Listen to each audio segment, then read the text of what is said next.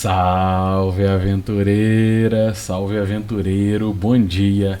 Eu sou o Kiral e hoje a gente vai dar sequência no nosso destrinchar sobre uma rápida introdução ao estilo de jogo old school. Esse é o material traduzido pela galera do Café com Dungeon, que vem do PDF original, do material original, a Quick Primer for Old School Gaming do Matt Finch, material publicado lá em 2018. E a gente já tem mastigado ele aqui, a gente já tem feito uma resenha página a página, texto a texto. E hoje, depois, se você então pegou esse vídeo agora, a gente tem uma série toda mastigando o Primer, tem uma playlist só disso, né? E hoje a gente vai fazer uma resenha sobre o quarto momento Zen.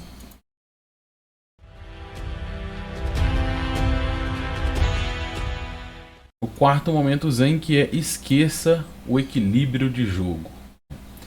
Então aqui, para dar o suporte, a gente vai usar o material em português para a gente poder trocar esse XP no nosso idioma tupiniquim. Então a gente vai usar o material do Café com Dungeon, que ficou muito legal, né? Já falei, todo vídeo eu falo isso. E elogiar não tem por que a gente não elogiar, né? Então a gente vai falar agora, ó. Quarto momento Zen, deixa eu achar aqui. Quarto momento Zen, ó. Esqueça o equilíbrio de jogo. Então nessa pegada, eu vou começar a falar pelo título, né? A gente sempre fala isso, né? O que é esse equilíbrio de jogo? Isso tem a ver com uma coisa que começou a se amadurecer, na minha visão, mais na terceira edição para frente do D&D, né? Nos anos 2000, quando a Wizards of the Coast pega os direitos em 97, organiza o Dungeons and Dragons, que era separado na série Advanced e na série clássica, e ela resolve lançar o D&D terceira edição e descontinuar o clássico. A partir dali, começa nas ferramentas da terceira edição muito fortes essa ideia de challenge rating, né? Que é você que está mestrando fazer um cálculo do nível de desafio para poder ofertar à galera um encontro mais equilibrado, um encontro dentro do nível dele. Isso também é muito comum em videogames, né? Em vários jogos que você pode jogar aí de Massive Multiplayer, eu joguei, por exemplo, Dungeons and Dragons Online, e ele tinha isso, tem aventura, tem área de exploração que você entra, que tá lá, nível 10 mais, né, nível 7 mais. Então você vai entrar numa aventura, se o seu personagem é nível 3, você nem não é orientado, fica vermelho, né? E é um pouco disso que ele está criticando. Então vamos avaliar isso, tá? Vamos ler o texto aqui pra gente ir destrinchando, ó. As campanhas no estilo old school são jogadas no mundo de fantasia, com todos os seus perigos, contradições e surpresas. Não é um cenário de jogo pronto, que de alguma forma já apresenta desafios na dificuldade exata para o nível de experiências dos poderes do time, né? Deixa eu marcar aqui pra gente já ver que a gente já resenhou isso. Isso que ele tá falando aqui, né? Se você, assim, olha só que curioso, né? Parte do tempo que você investe para mestrar um jogo da era Hasbro, né, da terceira edição para cá, ele envolve calcular isso, calcular encontros dentro desse nível de desafio. Tem um vídeo aqui meu sobre challenge rating. Eu vou deixar aqui na descrição do vídeo, que eu abordo um pouco disso também. Então não é isso, né? A ideia não é isso. O grupo não tem direito de encontrar apenas monstros que eles podem derrotar. Não tem o direito de apenas se depararem com armadilhas que conseguem desarmar. Não tem o direito de invocar uma regra em especial do livro e não tem o direito de fazer uma rolagem de dado a toda circunstância específica. Repare que isso aqui também ele amarra, né, ao conceito de regras como ferramentas, né, o rulings, not rules, de você arbitrar sobre a lógica ficcional. Ele está falando um pouco, isso tudo é muito bem amarrado, né? Ele está falando disso aqui, ó, lá, né? E aí o que ele continua falando aqui, ó, esse tipo de situação não é um erro nas regras do sistema, né? Vale sempre a gente pensar que essas lacunas que o D&D original e os adjacentes, né, os derivados e adjacentes dele, muito próximos, como Holmes, como a série clássica BX, Beckme, como o AD&D original do Gygax, né, eles têm muitas lacunas, mas essas lacunas elas são para serem preenchidas por arbitragem, né, e não por regra rígida. Isso é o que ele está falando aqui, ele está amarrando isso a outros conceitos do tema. Ele fala aqui, ó, equilíbrio de jogo não é terrivelmente importante nos jogos old school. Eu até vou fazer uma ressalva aqui, que eu já falei isso em outros momentos, né? Mas eu vou repetir aqui, que é o seguinte. É muito comum a gente falar assim, esse encontro é equilibrado, mas ele é equilibrado para quem, né? Porque se ele fosse realmente equilibrado, todo combate você teria em torno de 50% de chance de se ferrar, né? E na verdade ele é equilibrado de uma certa forma para evitar que a gente tenha morte de personagem de forma prematura, né? Porque tem uma história a ser contada. Mas isso eu vou falar num outro vídeo específico. Não vamos... Aqui a gente tem muita coisa para falar. Vamos lá. Não é um torneio no qual os jogadores estão jogando contra o mestre. É mais como uma narrativa com dados. Os jogadores descrevem suas ações, o mestre descreve o resultado, e a história dos personagens, seja ela épica ou desastrosa, cresce a partir dos esforços combinados.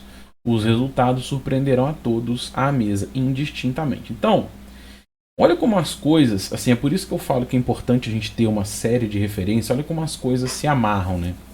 Isso que ele está falando aqui, no final das contas, o que o Finch quer dizer nesse parágrafo aqui sobre o equilíbrio de jogo? É que na mentalidade da terceira edição para cá, isso foi ficando cada vez mais estruturado, de que você salta de encontros em encontros e você prepara o encontro e não entende o bioma. Então, de uma forma bem mais amadora, tá? Eu já vou deixando aqui, eu abordei isso na fanzine 1 do nosso The Vintage, né? Lá na fanzine 1, quando eu fiz, né, essa fanzine 1 aqui, eu vou mostrar, olha só. Qual que era a ideia dessa fanzine? Ó? O The Vintage, né, o Vintage, ele nasceu por acaso. O entusiasmo pelo D&D clássico surgiu com uma preparação de mesa para o D&D BX. Então eu estava lá preparando uma mesa para mestrar o D&D BX. Logo quando eu peguei a caixa magenta do D&D, eu falei, cara, vou montar uma aventura para isso, né? E aí o Fanzine Zero resultou nisso, né? Uma ideia de querer compartilhar XP, por isso que ele é um protótipo até para aprendizagem, de como é que faz um livreto A5 e tudo. E aí nesse fanzine a minha ideia foi voltar um pouco e partir do estágio zero, né? Para vivenciar bem a experiência de RPG nesse estilo de jogo, eu considero que a mentalidade precisa estar alinhada. Então aqui eu apresento um pouco disso. E foi uma coisa que eu resolvi trocar ideia com a galera da mesa e trouxe isso num fanzine. E aí, olha só, tem um tópico ali em que eu falo do bioma, tá? Olha lá. O bioma, olha lá. O mundo em volta é um bioma. Não pense que um grupo de bandidos à beira da estrada ou uma criatura bizarra em um corredor foi colocada ali porque ela está dentro do seu nível de desafio. Repara que isso tem a ver com o equilíbrio de jogo, né, da terceira edição para frente, que é o Challenge Rating, que o Finch critica lá. Pois não existe nível de desafio, né? Não existe isso. O bioma existe além do personagem, né? Mas você pode influenciá-lo ou alterá-lo. Cadê? Influenciá-lo ou alterá-lo. Talvez uma negociação, um confronto direto com esse grupo de bandidos da estrada pode gerar toda uma mudança de um efeito dominó, né? Nesse estilo de jogo, a forma como você decide abordar os desafios dá o tom e é o que pauta o jogo. A decisão é sua e as consequências também. Uma das mais hilárias e de certa forma verdadeiras explicações que eu já vi sobre o que significa OSR vem do Oh shit, run! Seria, né, na nossa tradução, oh merda, corra! Pois isso é a pura verdade. Em muitos casos, o combate é uma consequência de decisões de um efeito cascata com risco real de letalidade. E você vai fazer escolhas e apostas ao longo do jogo. Em alguns momentos, o combate é uma aposta alta que pode trazer grandes recompensas, mas em muitos casos ele é um risco evitável. O bioma está ali e as suas escolhas dão um tom ao jogo. E aí eu até pedi o Miguel para fazer essa arte, ó, que eu pensei para fazer um carinha, um personagem correndo numa esteira com um nível de desafio e um dragão vindo devorar ele, né? Ou seja, não tem nível de desafio. Se você entrou num ambiente, aí por isso que eu abordo aqui, é importante fazer antecipações, né? Viver imerso, isso tudo vai ser amarrado. Mas se você antecipa no terreno, né, que tem, dá claros sinais que ali é uma região que tem um predador majoritário poderoso e a galera resolve continuar avançando ali, é um risco que você assume, encontrou com a criatura, é o perigo que você tá ali, né? Tem um texto, olha só, se você pegar esse artigo aqui, ó, ele chama O Naturalismo Gygaxiano, ele foi publicado em 2008, olha aqui, lá na Grognardia. O naturalismo, como que você pega esse PDF aqui? Vou mostrar para vocês, ó. Você vai vir nesse site aqui, ó, deixa eu abrir aqui. Você vai vir nesse site da Grognardia, tá vendo? Esse site aqui, Grognardia, com a cara do Player's Handbook, né? E aqui tem um artigo, tá vendo? Um artigo que foi feito em setembro de 2008, ó, Naturalismo Gygaxiano. E ele vai destrinchar esse artigo aqui. Ele é um texto curto, relativamente curto, e aqui, se você clicar nessa opção aqui, PDF, você consegue baixar o artigo. Que é o artigo que eu estou mostrando aqui, que eu guardei, né, nas minhas coisas, nas pastinhas aqui para a gente poder se organizar, né? Opa, perdi o artigo, cadê? Aqui, ó, o artigo do Naturalismo. Como ele está em inglês, hoje eu ainda vou fazer um vídeo, estou planejando, vou planejar, né? Pensei que agora, de fazer um vídeo só sobre isso. Mas se você quiser ler sobre isso, como tudo é XP, né? Como tudo é XP, se você quiser ler uma coisa bem correlacionada a isso, você pode vir aqui, ó, no blog do Diogo Nogueira, olha aqui, pontos de experiência. E o Diogo publicou em 2016, né? Então, 2008 para 2016 tem 8 anos de diferença. O Diogão publicou lá sobre a campanha no estilo Gygaxiano. E esse texto que está publicado lá, eu acho que foi o Diogo, tá? O Diogo Nogueira, eu acho que foi ele que publicou aqui, porque eu descobri depois que o Balbo também publicava nesse blog. Eu acho que esse aqui é o do Diogo. Olha o que ele fala aqui, ó. O que você entende por uma campanha de RPG? Para muitos, a resposta vai ser uma série de aventuras ligadas entre si, protagonizando os mesmos personagens que contam, bem ou mal, a história ao longo do tempo. Certo? Bem, para outros, uma campanha de RPG é algo um pouco diferente, e isso a gente consegue desprender com a leitura da Bíblia do D&D clássico, que é o Dungeon Master Guide da primeira edição, a obra-prima do Gary Gygax. Para Gygax e para muitos que se inspiram na sua forma de jogar e conduzir o jogo, e aí aqui eu também tenho amadurecido cada vez mais esse estilo de jogar, né, e é o que a gente aborda aqui no canal, o termo campanha é muito mais amplo e abrange um mundo fictício onde muitas coisas podem acontecer ao mesmo tempo, inclusive vários grupos de jogos e diversas aventuras, ligadas ou não. A campanha é maior que o grupo de aventureiros e não é apenas sobre eles. Eles fazem parte da mesma, mas não são a sua totalidade. Na campanha Gygaxiana, o personagem principal é a totalidade, na totalidade é o mundo, né? É a coerência da realidade ficcional, não os personagens. Aí ele arbitra aqui, o Diogo destrincha aqui conceitos dessa campanha Gygaxiana. Tudo que a gente aborda no canal, olha só, ele fala de Mega Dungeon, que a gente tem que ter, eu chamo de assentamento, ele chama de postos de civilização, áreas selvagens, né, que a gente chama de ermos, a possibilidade de você ter múltiplos personagens, você não ter uma história planejada, isso ser natural, né, a tal da narrativa emergente, capacidade de exploração, perder personagem faz parte, a campanha continua e o mundo é independente, né? O Diogo destrincha esse artigo aqui, muito legal, também vou deixar na descrição do vídeo, mas só você dar um Google aí, ponto de experiência, campanha no estilo Gygaxiano, e isso aqui tudo, né? Esses dois pontos aqui, do artigo do Naturalismo Gygaxiano e da campanha do Diogo, eles estão amarrados nesse conceito que o Finch aborda aqui, ó. Que isso é uma proposta de jogo em que você tem que esquecer esse equilíbrio, né? Você tem que pensar no bioma. Tem que pensar no bioma que eu apresentei ali, né? Olha como é que as coisas vão se amarrando e o XP em construção, né? Pensa no bioma, né? Pensa na lógica da ficção. Se aquele pântano é habitado por homens-lagarto, não interessa se o grupo é nível 1 ou nível 5. Aquele pântano tem homens-lagarto, tem um feiticeiro que lidera eles, e isso é construído em cima do jogo, né? Vamos voltar aqui, ó. Agora vamos lá, vamos ver o que o Balbi está falando. Fiz paralelos aqui, né? Aí o Balbi aqui faz um comentário, ó, na versão em português tem comentário dos tradutores, né? Não há muitas regras regulando o poder do mestre no D&D clássico, então é importante ter consciência de que a sua atuação fundamental é propor desafio e arbitrar com imparcialidade as soluções que os jogadores trazem. Os desafios são oriundos de um mundo de aventuras repleto de perigos e oportunidades. Então, o Balbi aqui está fazendo um comentário em cima desse tipo de proposta. Você tem que preparar, como mestre, né, quando você estiver mestrando como mestre ou como mestre, você tem que pensar no bioma que eu estou falando. Né? Pensa nesse bioma. Então, se você tem um forte, quem que lidera esse forte? Quem são as influências? Qual é o poder político que tem ali? Há religião de forma impactante ou não, né? Como é que é a rota comercial, quais são os perigos que tem naquela região, tem assaltante, não tem, bandido de estrada, tem um dragão que assola as regiões, né, próximas ou não. Pensa no bioma. E a galera vai tomar a própria decisão de avançar ou não, né? O bioma é importante, né? Então, ao invés de você ficar preparando e calculando o nível de desafio e encontro. Aí o Carlinhos Malvadeza, o Carlos Silva, que também trabalhou na tradução, ó. Jogo equilibrado é um jogo onde as coisas estejam onde façam sentido estar. É isso aí.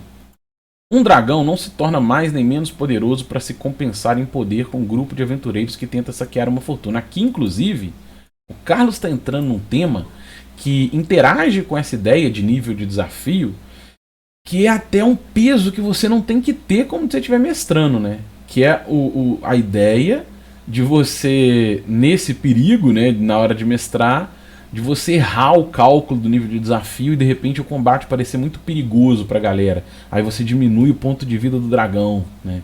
Ou então o combate ficou muito fácil, você aumenta o ponto de vida do dragão. E isso tudo que tem a ver com aquele ilusionismo, ele interage com isso aqui. Você tem que pensar na lógica. O mundo é o naturalismo daquele cenário, né? O naturalismo gygaxiano. Se a galera morreu ali, a aventura continua. E isso funciona bem quando você tem isso muito bem compreendido na mesa, né? Muito bem compreendido na mesa. Um grupo de goblins, vamos continuar aqui na resenha dele, ó. Um grupo de goblins não luta sem afinco por sua vida. Ele usa todo tipo de tática que tem ao seu alcance, inclusive a fuga, né? Então pensar na regra do moral, pensar na covardia que esses goblins podem ter, né? Então, de repente, se eles estão em 6 e de cara um mago usa um sono e 4 cai para dormir, eles podem, os últimos 2 podem sair correndo, né? Ou mesmo que eles estão em 6, vem um guerreiro e mata um de cara. Será que o resto vai assustar? Será que eles vão fugir? Se eles estiverem em posição de vantagem tática ou puder usar uma armadilha, alguma coisa, eles vão usar. E isso faz parte do naturalismo, né? Aí o Diogão fala, ó, também, né, até onde eu sei, ele trabalhou na tradução junto com os meninos, ó. O mundo não espera que os personagens dos jogadores, não espera os personagens e age independente deles. O mundo não espera os personagens e age independente deles. Quer eles queiram ou não, as histórias se formam e se alteram, podendo ou não interferir com a história criada pelo grupo atual, atuando dentro da campanha, né? Então isso que ele está falando, as coisas não podem ser estáticas, né? Você tem um feiticeiro eremita que mora nas redondezas da cidade, o que ele está fazendo? Pensa nisso, né? Cria um fluxogramazinho para ele. Qual que é a intenção dele? E isso pode avançar. De repente a galera foi para uma aventura, né? Sei lá, foi explorar uma mina que fica 2 dias de viagem. E aí nessa viagem tiveram um problema aqui e ali, voltaram uma semana depois. O que aconteceu uma semana depois, né? Será que está tudo igual? Pode ser que esteja. Mas pode ser que não, de repente a vila foi atacada, de repente tem alguém com doença, de repente o burgomestre morreu, né? Pensar nisso, né? Nessas coisas. Vamos voltar aqui agora, ó, pra gente continuar destrinchando. Deixa eu falar uma coisa aqui, que isso também eu acho importante a gente falar. Tem uma coisa que interage com isso que eu acho super legal, vou apresentar para vocês, ó. Olha que legal, um texto que é do D&D 5ª edição, mas que interage muito bem com isso, tá? Olha aqui. Se você abrir aqui no Los Argonautas, tem um dos autores dos Los Argonautas, que é o Dudu, o Eduardo Vieira, que não é o mesmo Eduardo Vieira da DM Sparta, tá? Eles são 2. É o Eduardo Vieira engenheiro, Dudu engenheiro. E ele fez esse artigo aqui, né? Com um desenho que até me inspirou a fazer o desenho na esteira, ó, de um guerreiro correndo na esteira, como ele fala sobre a Bounded Accuracy. E aí ele está falando para a D&D 5ª edição, lá em 2008.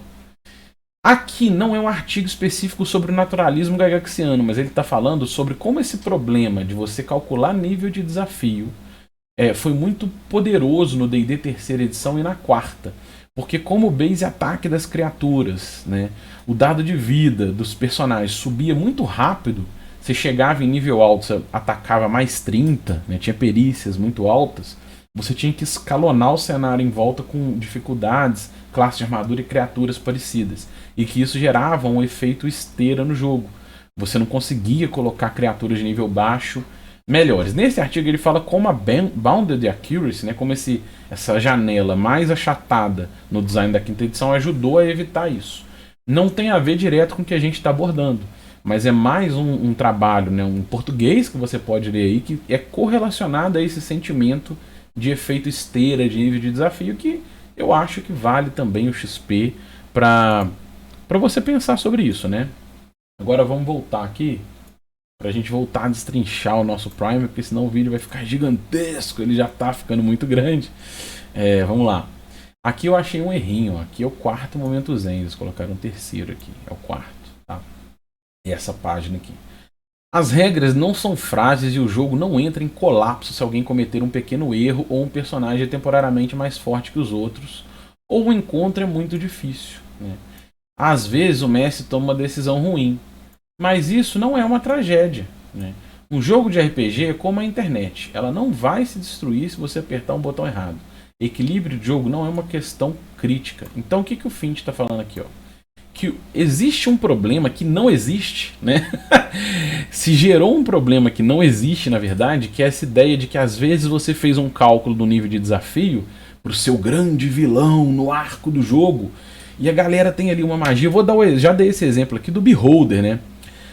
Eu tinha planejado um Beholder como um vilão importante numa campanha que eu estava mestrando de D&D quinta edição, e o cara usou uma magia que é aquela nuvem, né, o Fog, eu esqueci o nome agora, mas é aquela magia de nível 1 que ele usou como nível 3 para fazer uma grande área de neblina. E aí o Beholder não conseguia enxergar nessa área de neblina, né, criou uma neblina geral. Se ele olhasse com o olho central e tirasse a magia da neblina, ele via neblina, mas ele não podia usar magia, porque ele criou um campo anti-magia. Se ele fechasse o olho para usar magia, os olhinhos dele não conseguiam enxergar a galera para atacar. Então gerou um caos ali muito pesado. O Beholder teve que fugir, foi uma confusão ali, ele acabou morrendo, né, de forma mais fácil. E aí você pode pensar numa situação dessa, o seu arquivilão, o arquilite, o dragão, o que quer que seja. Se for muito fácil, você pode pensar, poxa, eu planejei, né, o grande vilão da campanha, a aventura foi fácil, o combate foi fácil, porque você queria um clímax nesse combate. Ou o contrário, às vezes você calcula um encontro na beirada da estrada, sei lá, contra homens lagarto, e as criaturas massacram o grupo. E aí você pode se sentir frustrado, ou o grupo pode se sentir frustrado porque você errou na mão, né? Quando você abre a mente para isso, para que aquilo ali é o natural, a derrota ou o fracasso não precisam de ajuste, porque aquilo faz parte da natureza do jogo, né? Então não pensa nisso, você tomar uma decisão ruim, por exemplo, de repente colocou criatura demais, ou as criaturas poderiam ter negociado melhor, tudo bem, o jogo continua, né? Esses erros, eles são muito mais aceitáveis e muito mais amenos quando você entende o naturalismo gygaxiano, esse equilíbrio, esse bioma, né? Então é disso que ele está falando aqui.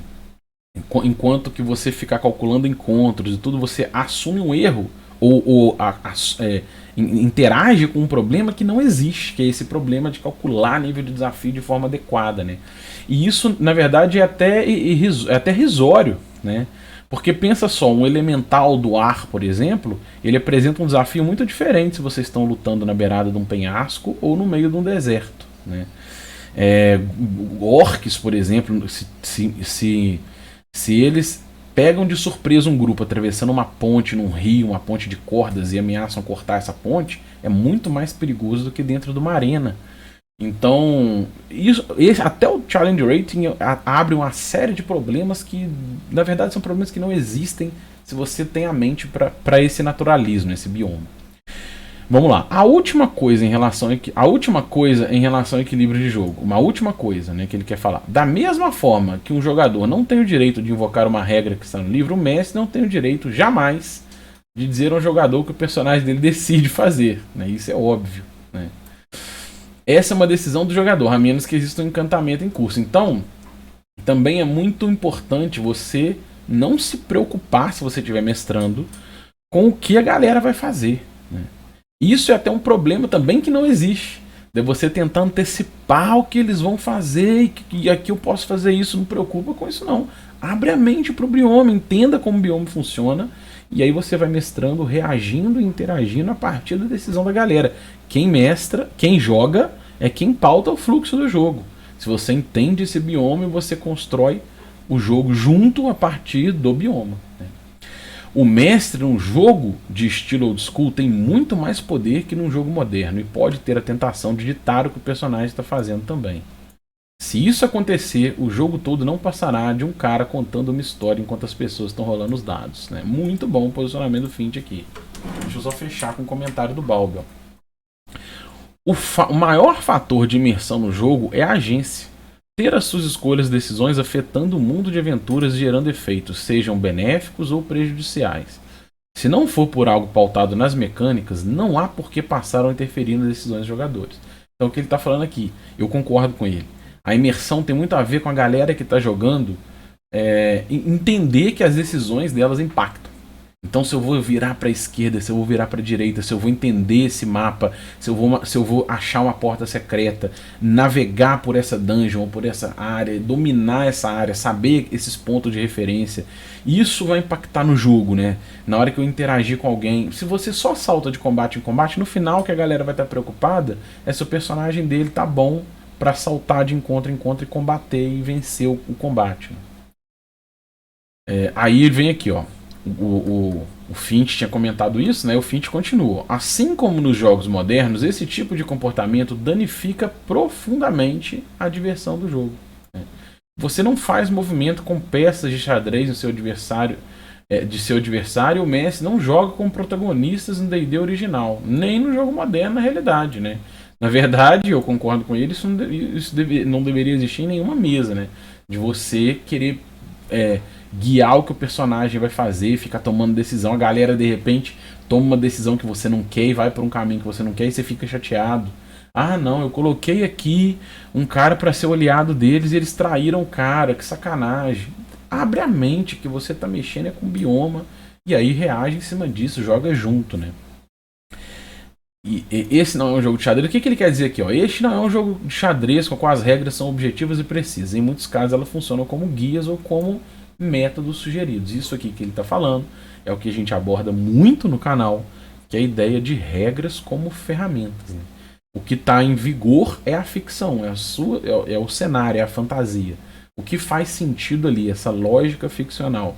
E as caixinhas de regras, elas vêm de forma ferramental para dar suporte nesses julgamentos. Aí o próprio Fint fala aqui, ó. As regras são escritas por um motivo. Se você não percebe esse motivo, você não vai entender os efeitos de mexer nelas. Que é o que eu falo. Regra de carga. Tem gente que fala, essa regra de carga é muito chata, não vou usar, ignora isso. Mas olha, a regra de carga está relacionada à experiência por tesouro. E fazer experiência por tesouro, eu não quero usar XP por ouro, vou tirar o XP por ouro, tudo bem. Mas pensa que o XP por ouro, ele é muito mais profundo que isso, ele tem a ver com o XP por coisa que você tem que carregar. E isso, na verdade, impacta em você querer carregar mais coisas. Isso valoriza magia como o disco flutuante, valoriza você levar um burrico, levar um cavalo. Isso tem interação direta com o seu deslocamento. Então pensar nisso, né? Antes de mexer, pensar nessas raízes estruturais. E aí o seu naturalismo vai crescer, né?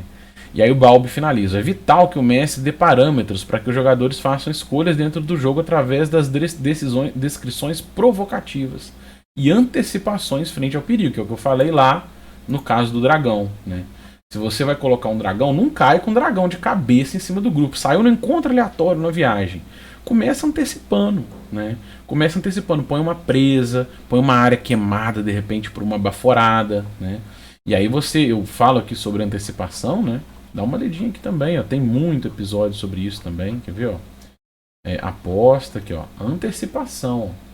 Então pensa um pouco nisso, ao invés de jogar o dragão na cabeça da galera. É isso que o Balbo tá falando aqui. E aí trabalhar com isso é o jogar. E o Yuri finaliza, olha que legal. Yuri fez uma arte aqui, que é uma balança, tá vendo? Os personagens de um lado, e do outro lado tem lá um monte de criatura, um dragão, um monstro bizarro, tesouros, um monstro com uma lança na mão, né? Mostrando que esse equilíbrio, na verdade, ele não existe. E em muitos casos, dentro da OSR, personagens são mais ordinários mesmo. Então, o equilíbrio não vai tender a favor deles nem contra, né? Tem coisas que você vai encontrar naturalmente que faz sentido ali, que é um encontro aleatório, que é daquele região, que vai ser mais fraco. Tem coisa que é mais difícil. E lidar com isso é o jogo, né? E na pior das hipóteses, oh shit, run.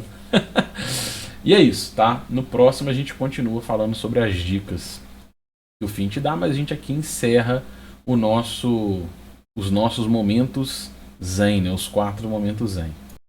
E se você gostou, se inscreva no canal, deixe o seu joinha, compartilhe esse vídeo e acima de tudo comente, porque o nosso grande objetivo é trocar XP. Um abraço e até o próximo vídeo.